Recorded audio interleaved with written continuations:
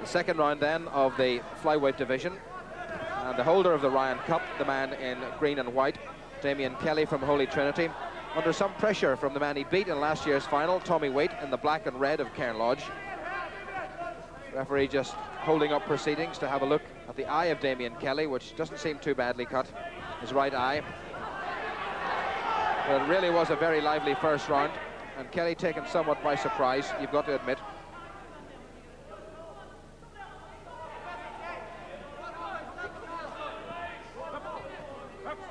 Tommy Waite got through to the semi-finals of the Irish Seniors, lost to Paul Buttimer of Cork. And Damien Kelly lost to the experienced Pat O'Halloran.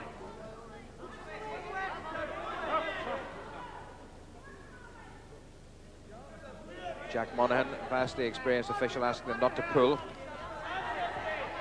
Good crisp punching from both of them. And there'll be quite a few clean hits registered on the new computer scoring.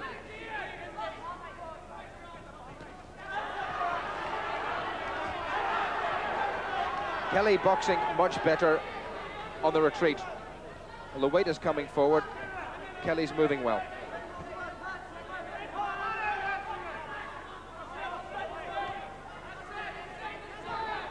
A bit of holding perhaps from Kelly.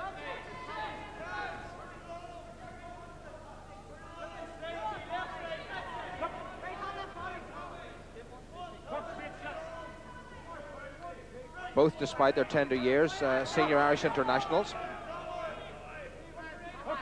Just watch the head from Jack Monaghan to Kelly.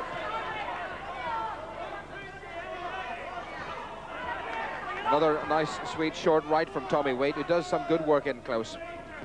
Oh, a good right hand that time. And another one inside. Kelly seems unruffled. Got caught with a left that time. And Tommy Waite's certainly boxing much better than he did a year ago.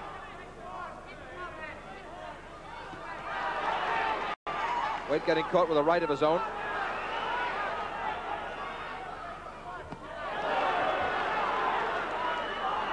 And Kelly now getting through. Well, this really has been one of the best contests we've seen in the Ulster Hall for some years.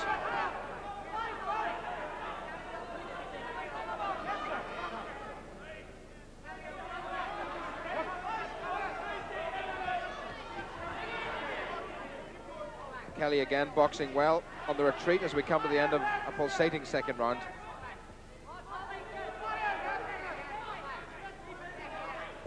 Kelly perhaps holding the gloves a little bit on the low side.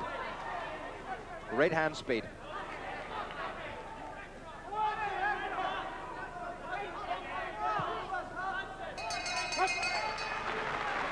A good round from two great little boxers.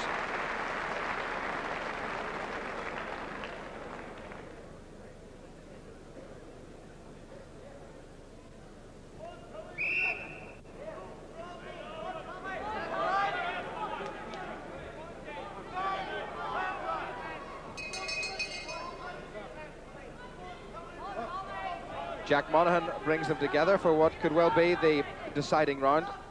The defending champion, Damien Kelly, in green and white, against the man who he beat last year in this final, Tommy Waite from Cairn Lodge, Kelly from Holy Trinity. Pretty vigorous first round from Tommy Waite, with Kelly very much on the retreat. And where Waite has kept up that pressure, Kelly has seemed to have got the measure of him and is boxing quite sweetly. Good footwork again from the champion. There's that right hand and a couple of nice little counters from Tommy Waite. So if Waite keeps that up, who knows, he may reverse last year's decision. But you've got to admire the way Kelly has taken a lot of these shots and has come back.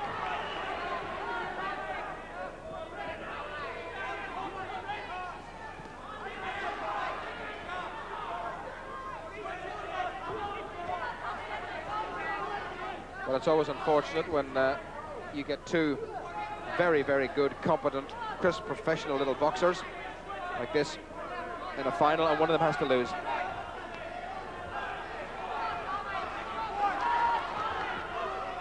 They really have prepared most assiduously for this final. And with about half of the final round to go, they don't have to go looking for each other. Kelly now occasionally coming forward.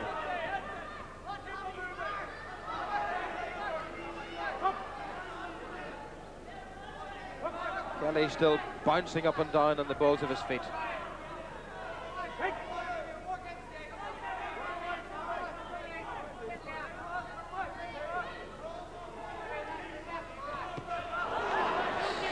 A right hand from Kelly, which certainly got through as Waite's defence, perhaps his tired defence, just started to relax. And again on the counter, it's Kelly who's getting the punches through.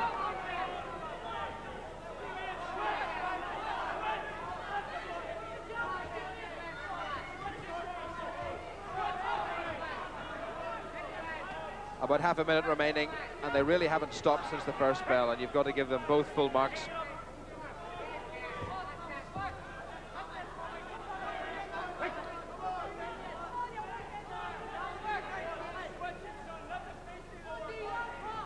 About 15 seconds to go. Both very tired. They've kept up a cracking pace right since the outset.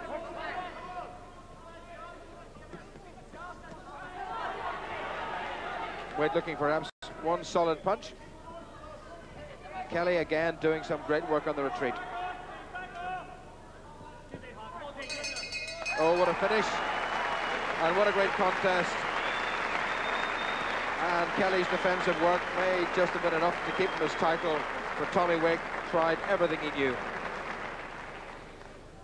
The winner and Smithwick's Ulster Senior Flyweight Champion for 1992 by computer scoring of 24-11, Kelly in the right corner.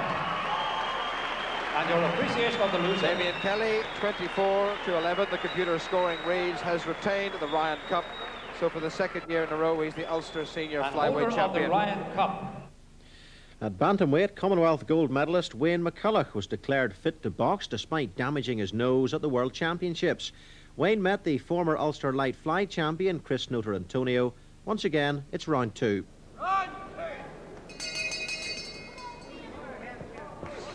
Wayne McCullough in the blue and white. The defending champion really has come a long way since he was the baby of the Irish international team, boxing team in the Seoul Olympic Games. Carried the flag for Ireland. Chris Notarantonio, his opponent, in the white and claret from the New Hill Club in Belfast. A couple of years younger, but a year and a half in fact. Good solid left from Notarantonio. And McCullough won't like that.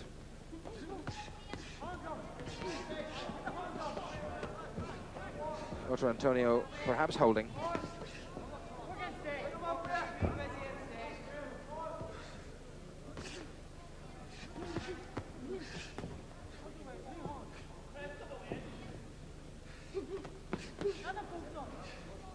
Barcelona 92 very much in the mind of McCullough, and that's a bit more crisp from him. Notarantonio taking them well.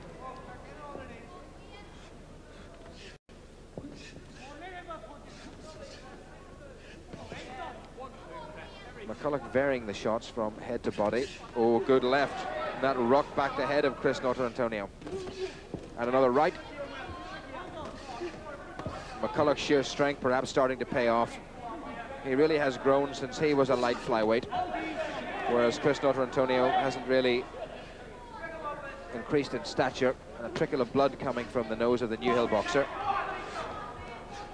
Paddy Nash from Derry.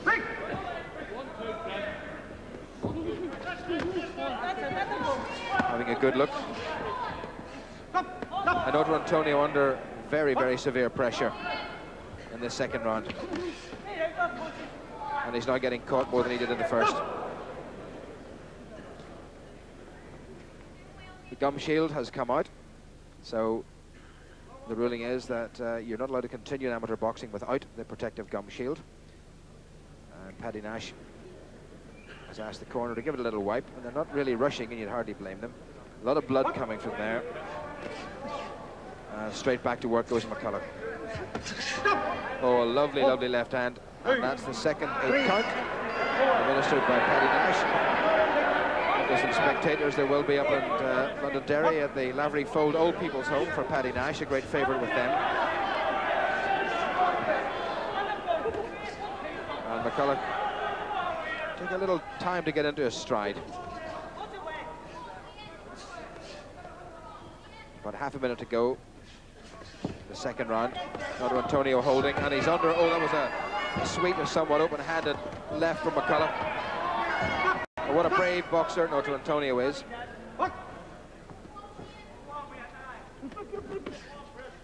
Great punch to the stomach, and that really caught him by surprise. And I wouldn't be surprised if Paddy Nash decides that that's enough.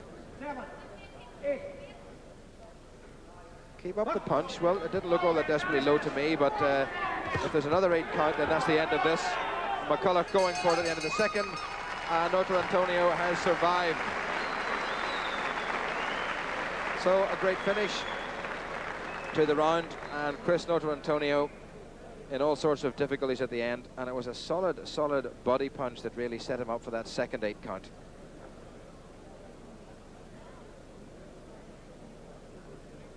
Well, concentration on the face, but there's a slight glazed look in those eyes. This is Noto Antonio coming forward.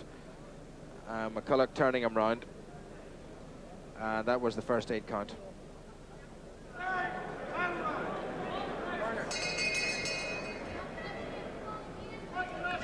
Not surprisingly, Chris Noto Antonio in the white with the claret trim from Newhill has been under a fair amount of pressure from the defending champion, the 1990 Commonwealth Games gold medalist Wayne McCullough.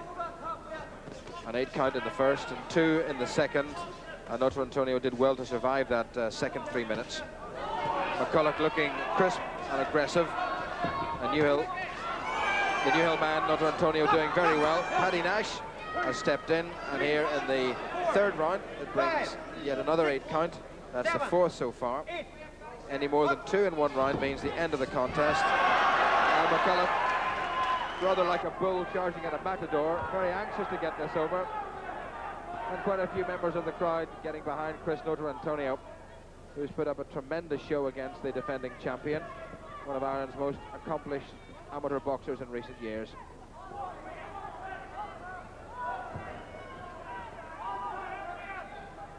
McCullough hasn't just been altogether accurate with some of the punching, but when he gets home, my goodness, doesn't he tell. Paddy Nash has decided that there's no point in giving another 8 count, and that final right hand to the head of Chris Noto Antonio, who gives us a wry little grin, was enough to signal that Wayne McCullough, for the second successive year, will take home the cup for the Ulster bantamweight title. So McCullough, who appeared at the Seoul Olympics, is possibly on the road to Barcelona. One of the most experienced boxers on show at the Ulster Hall was Roy Nash, who accepted a late invitation to box in the lightweight final after Sean McCormick's withdrawal. Nash met Marc Winters. It's round 3. It's been a pretty absorbing contest for 2 rounds in this lightweight final for the Shoulders Cup. Marc Winters in the white and blue of the Antrim Amateur Boxing Club had expected to meet Sean McCormick, but instead he's gone 6 minutes with a man who's won no fewer than 7 Ulster senior titles. That's Roy Nash from the Ring Club in Derry, the 1986 Commonwealth Games silver medalist, holder of 5 Ulster senior titles at bantamweight and 2 at featherweight. Nash indeed the defending featherweight champion. Winters been told by referee Jerry Daly not to be holding. Winters won't be 20 until later on this month, the 29th in fact. Had a very good win over Paul Ireland in last year's final, a unanimous decision. And he's looking very strong, and that was a good left hand from him. But you've got to say that Roy Nash, in a very distinguished career, has very rarely been put down or very rarely been hurt.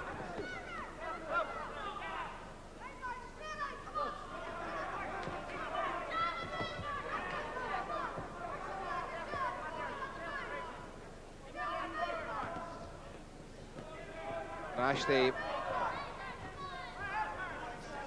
Irish bantamweight champion in 1987, finally picked up that accolade, having lost 3 finals in a row to Phil Sutcliffe Got through there with a very good left, and for the first time the head of Winters was jerked back. The Nash corner, and one suspects his uncle Charlie in fine form with the voice. Charlie, the former British and European professional lightweight champion.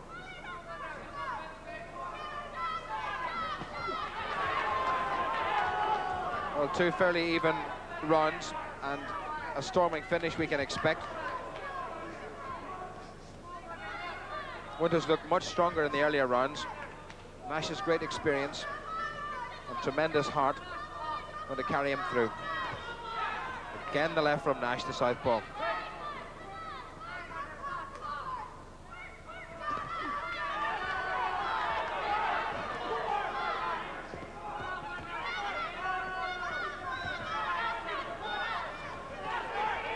Nash, in his anxiety, coming forward and getting caught with lefts, and on that occasion rights.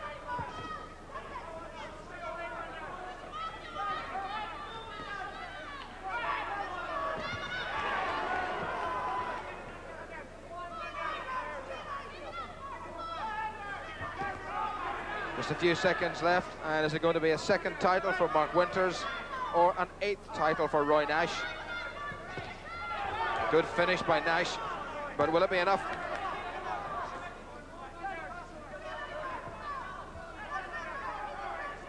Nash trying everything. Winters visibly tiring, but his great strength may just have given a second successive title. The winner and Smithwick's Ulster Senior Lightweight Champion for 1992 and holder of the Shoulders Cup by computer scoring of 2019, Winters in the blue corner. Well, it couldn't be any closer. 1 point separating them on the computer scoring, and Marc Winters makes it 2 out of 2 against Roy Nash, who fails to make it 8 titles. At light heavyweight, the big punching Marc Delaney from Ledley Hall, but based in London, took on Michael Patterson from Lisburn, just back in boxing after a lengthy break. Marc Delaney, the taller of the two from the Ledley Hall Club and West Ham, in the very pale blue outfit against the man with the tattoos, Michael Patterson from Lisburn. He'll be 21 in January. Delaney's got a birthday this month. Delaney, the defending champion, and a very hard puncher indeed. Took the title a year ago, Marc Delaney, with a first round KO of Pat Mackay from Rathfriland, and then went on to win the Irish senior title, and really does punch more than his weight, and that's the light heavyweight division. He went home with the McCullough Cup last year. Michael Patterson comes back to boxing, or came back to boxing just last month after a layoff for some 3 years, having been stopped in the Ulster juveniles.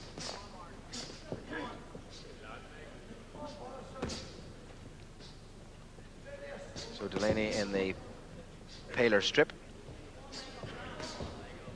and Patterson in the darker blue with that very prominent tattoo down the upper part of his left arm.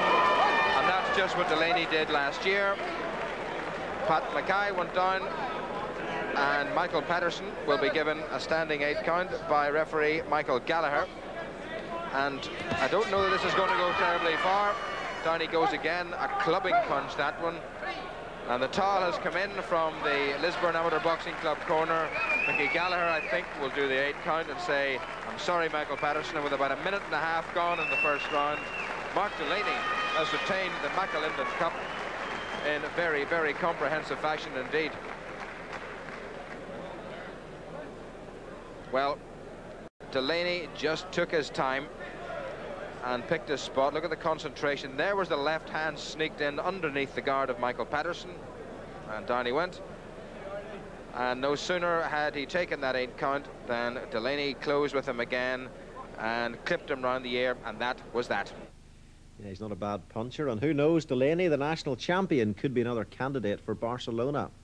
Another heavy puncher, Eamon McGee, moved down a weight to meet Billy Cowan, who was going for 3 titles in a row.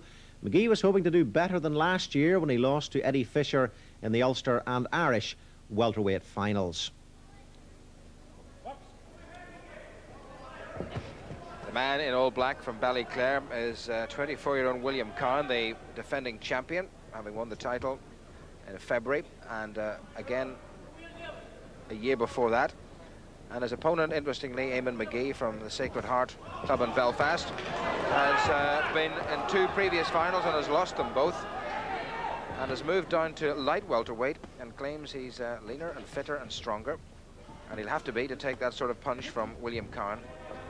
McGee, all in red, the former world junior silver medalist,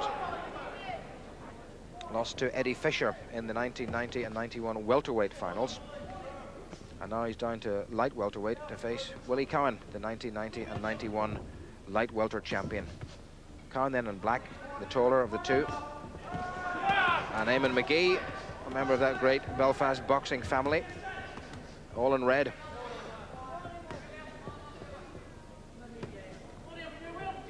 A brisk start indeed by William Cowan.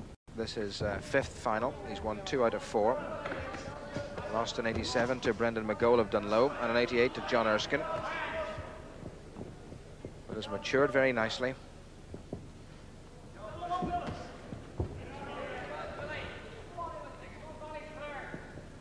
McGee, 20 just last July.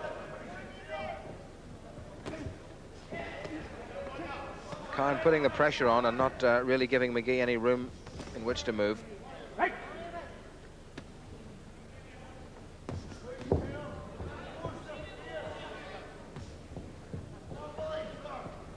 Little trickle of blood coming from the nose of Willie Cowan. That's a good left hand from McGee, and Jack Monaghan asking them to watch their heads.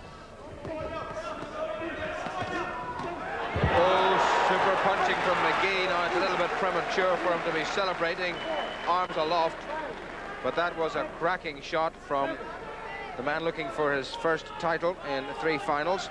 Willie Cowan looks a little bit flustered, but none the worse for wear. And McGee is not a man to sit back and rest on that.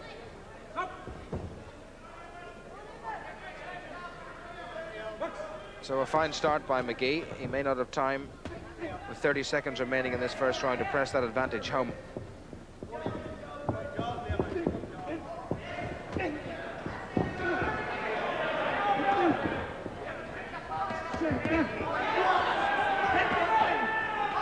McGee punching very strongly indeed, having moved down a division.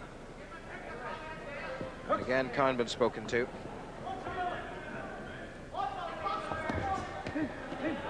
What Cowan doesn't want to do is get involved in a slugging contest, because I have a feeling McGee is better equipped. That's going to be that, I think. And William Cowan not in any great shape at all, and Jack Monaghan asking him just to stay where he was. And what a finish by Eamon McGee. Well, the first punch was something out of the top drawer, but the one that put William Cowan down the second time was an absolute belter. And one hopes William Cowan will be fine. Yes, he is. But what a finish, and no doubt about it, Eamon McGee really, at light welterweight, is punching more than his weight. Well, Cowan pressing forward the advantage, and McGee turned him very nicely. This is the first knockdown. And there was a clipping right hand and the little short left that put him down. And if that was spectacular, have a look at this one, the one that finished it off. Oh my goodness, that really was a punch.